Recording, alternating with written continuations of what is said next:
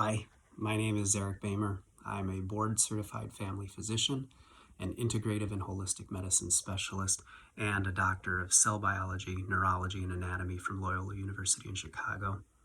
I've never done a YouTube video before. I may never do another one again, but I felt I had some information that was important to get out to a wider audience due to the responses I'm seeing in my patients, my family, and on social media to the event of the last few days. That event, of course, is the election of Donald Trump to his second presidential term. Now, I usually do a pretty good job on my socials of staying light on politics and religion. However, some issues have come up that actually have this political and some would say religious event veer into issues of health and wellness, which, of course, are my primary areas of concern as a physician and a scientist. The election cycle and results have affected many people negatively. Now, this is not meant to be a political statement, but a call to be aware of the effects it has had on people you may know and love. Many people are experiencing this situation as a traumatic event. You may think that is silly, but please try to take away the politics for a minute and focus on what people are experiencing. People who find themselves in pain right now are sometimes experiencing the key characteristics of what we call a traumatic moment. Characteristics of a traumatic moment within the trauma-informed community can be understood by the acronym UDIN, U-D-I-N. The U is for unexpected. For some people, the election results were a shock and unanticipated. The D is for dramatic. The election result for many is associated with a high level of emotions like fear, terror, or sadness. I is for isolating. Many people experience a feeling of being alone. This is regardless of whether they are or are not surrounded by people experiencing the same situation or feelings. And then the fourth characteristic, and probably the main impetus for me to make this video, is N, for no resources. Many do not know how to handle this moment they are experiencing as unexpected, dramatic, and isolating. They don't know what to do or how to manage the powerlessness of being unable to change the situation, feeling helpless or trapped.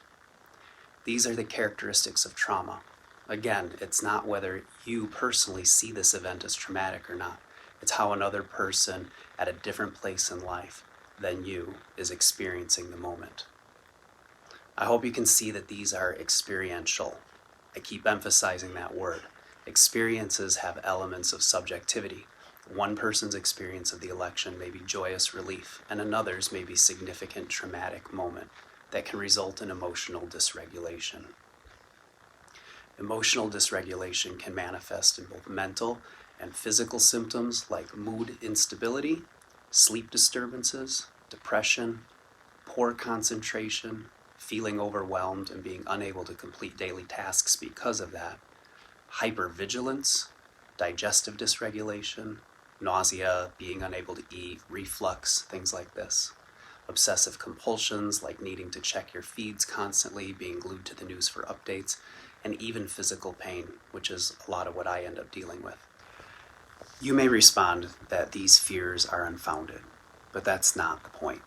This is not what some people, especially marginalized groups, are experiencing, and those experiences are affecting their health.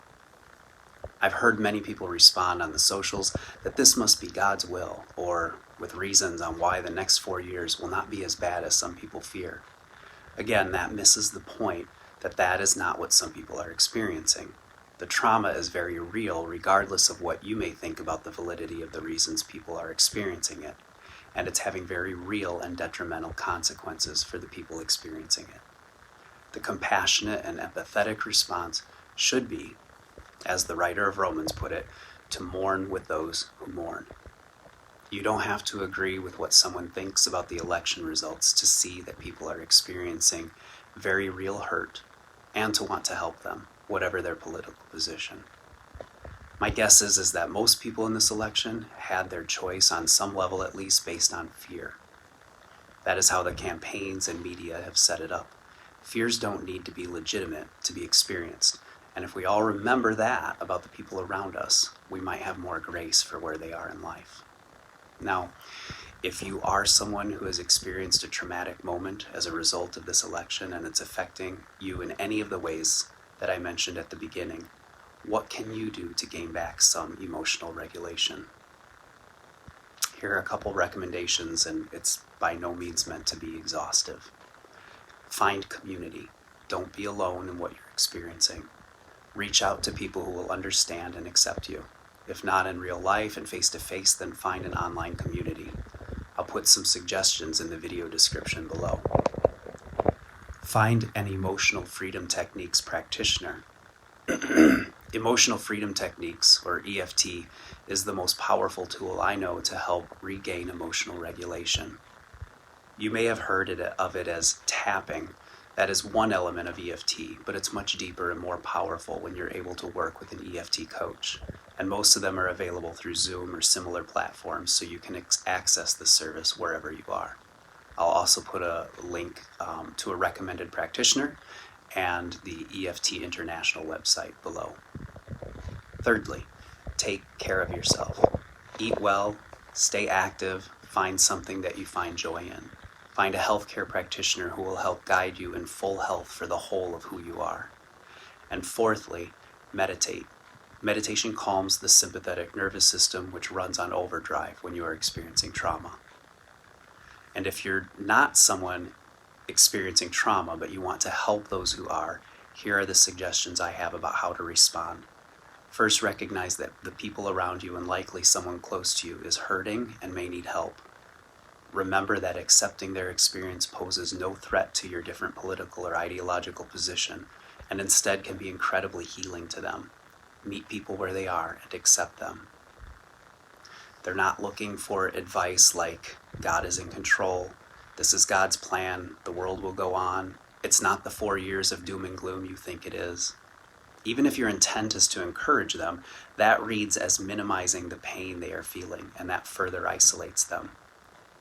Whether you agree with the characterization or not, try to imagine how isolating and painful it is if you are, for example, a victim of sexual violence, to wake up and find out that, from their perspective, slightly more than half the nation's electorate just endorsed a convicted rapist.